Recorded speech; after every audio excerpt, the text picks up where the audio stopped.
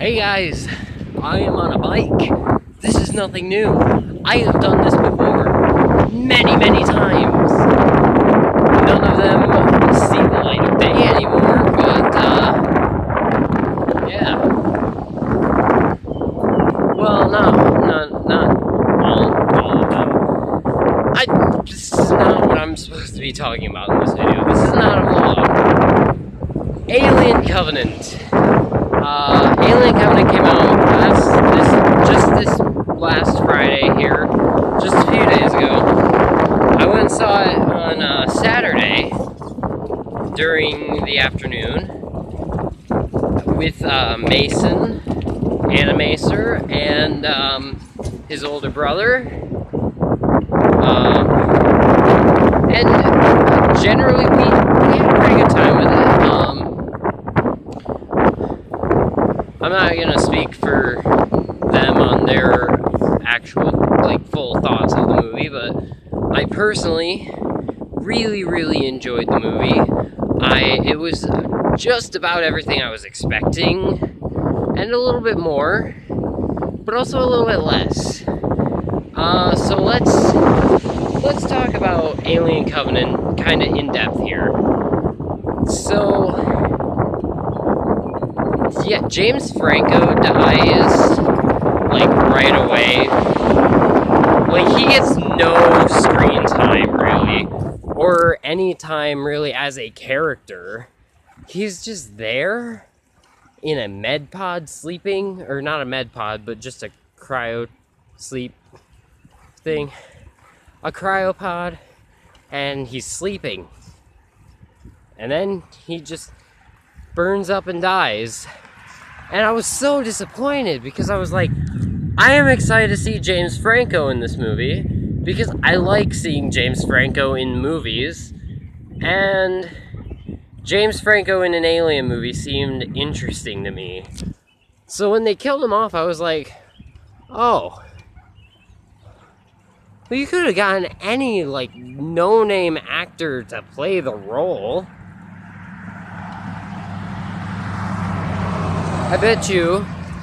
I'm betting you half the audience probably didn't even know that it was James Franco. I mean, honestly, if you guys are wondering why I'm talking a little bit louder, it's because cars go by and they're very loud. And wind too. But so, James Franco's dead, the crew is heading towards this new planet that they just discovered that is like the planet that they're going to. And so they touch down, and they find the ship from the ending of Prometheus, where Shaw and David took off in. And, then a couple idiots step on these spores. The spores are I think they're created from the black goo. So they get infected by these spores, and now they got these aliens popping out of their backs. The Neomorph. The Neomorph was such an interesting idea. I loved the idea of the Neomorph. They didn't do enough with it. One of my biggest complaints with the movie is that they did not do enough with the Neomorph. They are born, they disappear for a bit.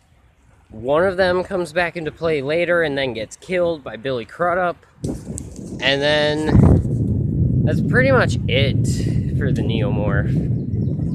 And to be completely honest, that was a little bit disappointing because they were kind of hyping up the Neomorphs a little bit.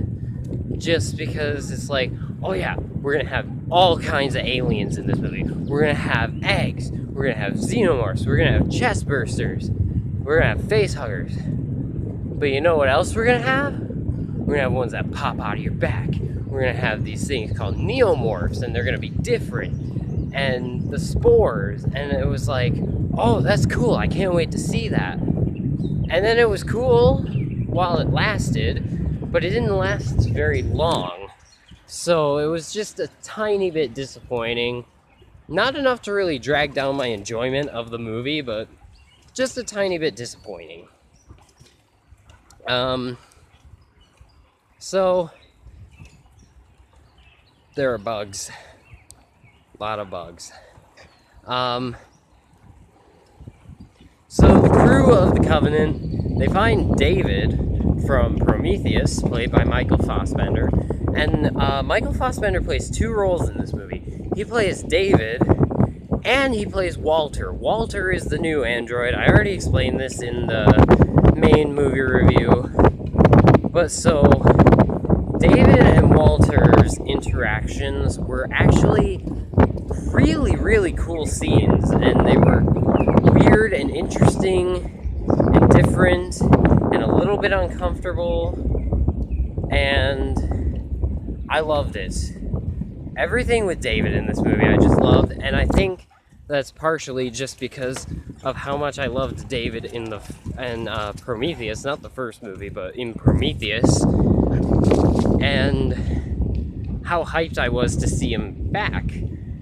And so there's really not much left to really talk about in depth. Basically, some general alien stuff happens. People get killed by the xenomorphs.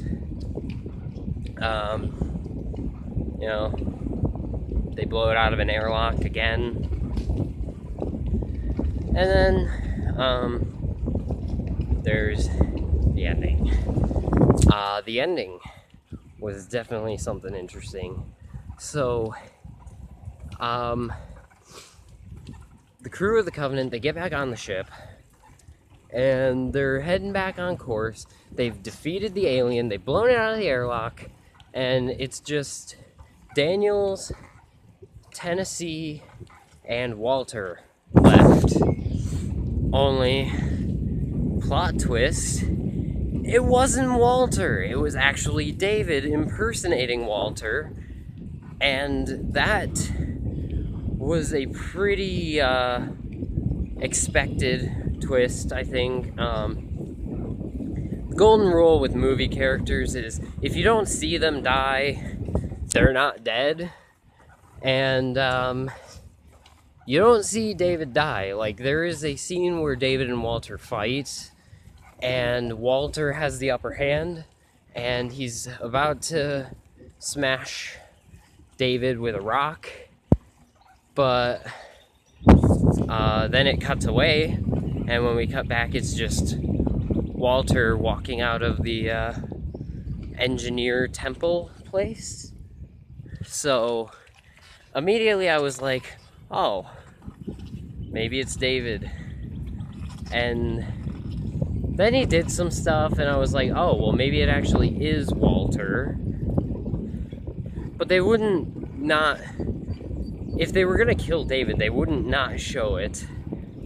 And then it's revealed that he actually is David.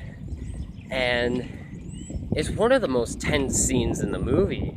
Like, Daniels asks him, thinking he's Walter, she asks him if he'll help her build her log cabin, because James Franco, who was her husband in the movie, wanted to build a log cabin on the surface of their new planet.